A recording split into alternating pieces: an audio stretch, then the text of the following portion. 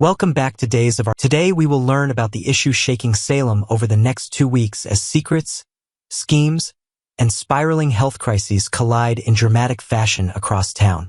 Sophia's spiral.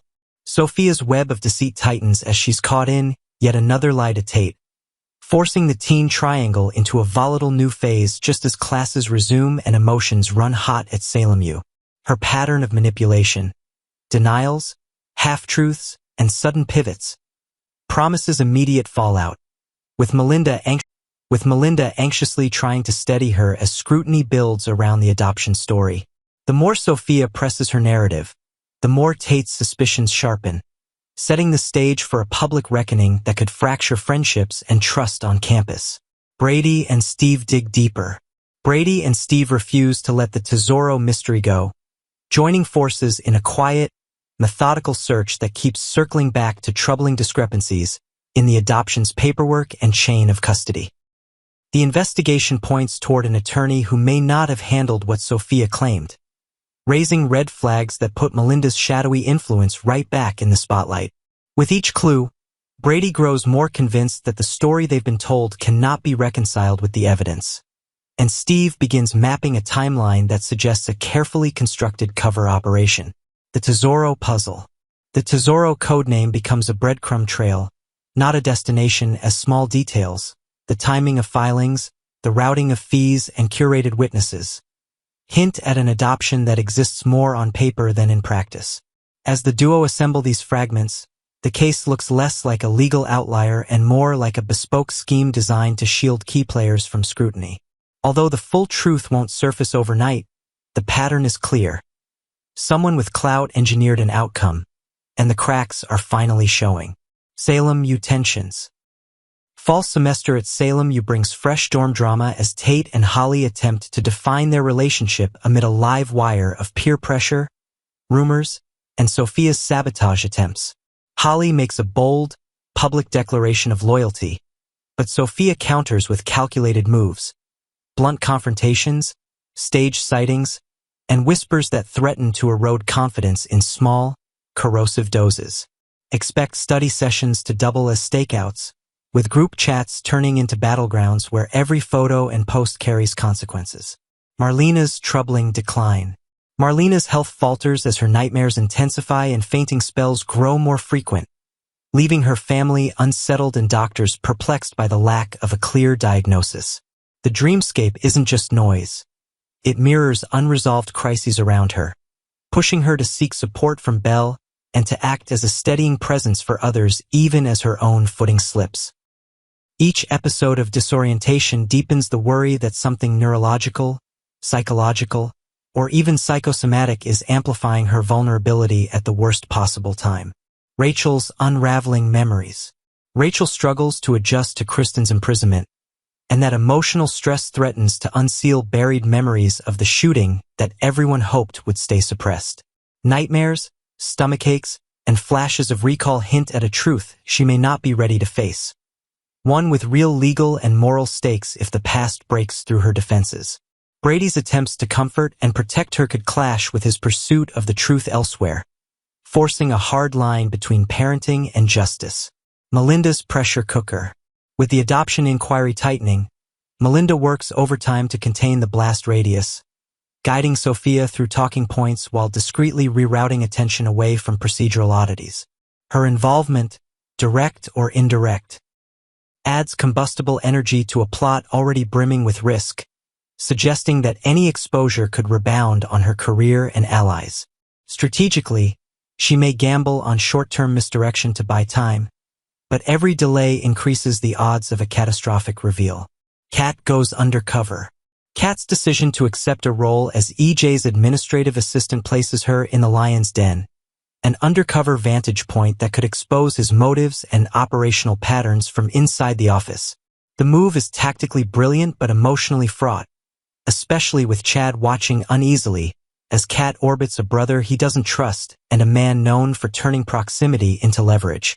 Expect Cat to cultivate contacts, sift internal communications, and orchestrate casual lunches with Salem elites as part of an information-gathering operation.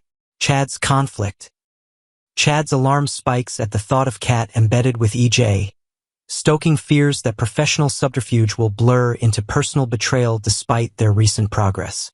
His protective instincts collide with Cat's autonomy and broader objectives, posing a stress test for a relationship still finding its equilibrium.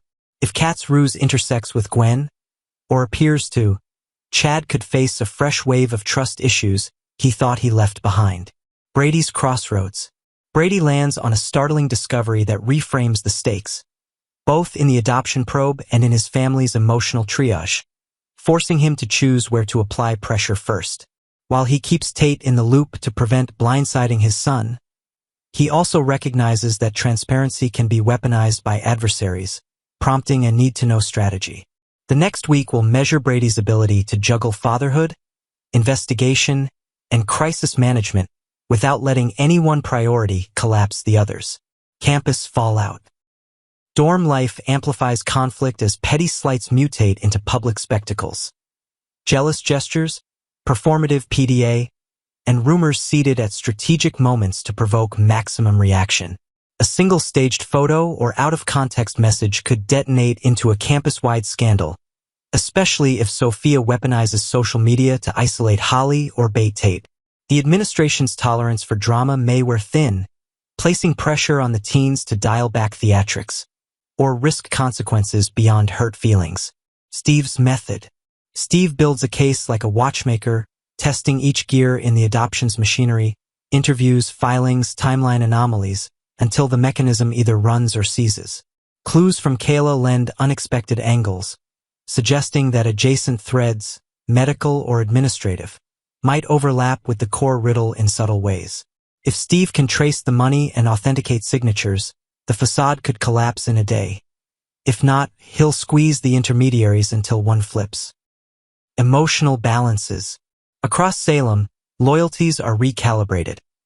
Cat balances duty and trust, Brady balances truth and protection, and Tate balances independence and guidance as he confronts hard realities. Marlena, despite her weakening condition, continues to mediate crises, a stabilizing force whose own fragility underscores the urgency of answers. Even small reconciliations, apologies, check-ins, heart-to-hearts, carry outsized weight in a week where one conversation can reroute an entire storyline. Next week, the Devereaux family will gather to celebrate a happy occasion, JJ Devereaux's birthday. Played by Casey Moss, JJ has been through his own share of struggles, from his troubled youth to his journey into adulthood. But now his parents Jack and Jennifer, Melissa Reeves, are determined to make his day special. The couple will head home to mark the occasion, but as so often happens in Salem, what should have been a joyful family event will turn into something far more complicated. On his way, Jack runs into Gwen von Leuskner. For those who remember, Gwen is not just any young woman. She is Jack's daughter, a painful reminder of a past affair that fractured the Devereaux family in ways that may never fully heal. Although Jack has tried over the years to extend olive branches, Gwen's presence is always fraught with tension. Most of Salem does not welcome her warmly. She has made her share of mistakes and enemies, and the Devereaux family has often been at the top of that list. But in a moment that will surprise many, Jack appears ready to take a step toward reconciliation. When he runs into Gwen, it looks like he will invite her to JJ's birthday celebration. Gwen's reluctance and Jack's plea. Gwen, however, is not easily convinced. She knows how most people in Salem feel about her, and the thought of walking into a room filled with hostility is hardly appealing. She fears that JJ's birthday party will be less of a celebration and more of a reminder of all the bridges she has burned. Still, Jack won't give up. Viewers know his heart has always been large, sometimes too large, and he believes that Gwen deserves a chance, even if others refuse to see it. He will try to persuade her that not everyone hates her, and that at least he does not. This will create a rare moment of connection between father and daughter. For a brief time, it looks like progress is possible. Gwen may finally start to feel that her place in the Devereaux family is not completely lost. But as Days of Our Lives fans know, Salem is rarely kind for long. Just as Gwen begins to feel the faint stirrings of hope, something unexpected happens. something that will threaten to undo whatever fragile progress she and Jack have made. Viewers should prepare themselves for heartbreak, because this small step forward could quickly be overshadowed by an even bigger setback. Kristen DiMera faces the judge. Meanwhile, across town, another family drama plays out in a very different setting: the courtroom. Kristen DiMera, one of Salem's most infamous figures, is finally facing the consequences of her actions. Her sentencing is at hand, and the stakes could not be higher. Brady Black, who has endured years of heartbreak at Kristen's hands, will be present and determined to see her punished. He will push hard for the maximum sentence, hoping the judge locks her away for as long as possible. Brady's anger and pain are understandable. Kristen's betrayals and manipulations have left scars on nearly everyone she has touched. To Brady, this is justice long overdue. He believes that keeping Kristen behind bars is the only way to protect those he loves, especially his daughter Rachel. A mother's sacrifice, a father's blindness. But what Brady does not realize is that Kristen's motivations are far more complicated than he believes. For all her faults, and there are many, she is still a mother. Her love for Rachel Black, played by Alice Halsey, is fierce, and she has been making sacrifices in silence to ensure her daughter's safety and happiness. While Brady seethes with anger and resentment, Kristen has quietly given up more than anyone knows. The tragedy of the situation lies in the fact that Brady cannot see it. Instead of recognizing the lengths Kristen is going to for Rachel, he continues to treat her with contempt, believing only the worst about her. This dynamic, one parent blinded by bitterness, the other consumed by love and sacrifice, sets the stage for an explosive courtroom showdown. Viewers will watch closely to see whether Kristen's sacrifices will ever be recognized, or whether Brady's determination to see her punished will triumph. Two stories, one theme: the struggle for family.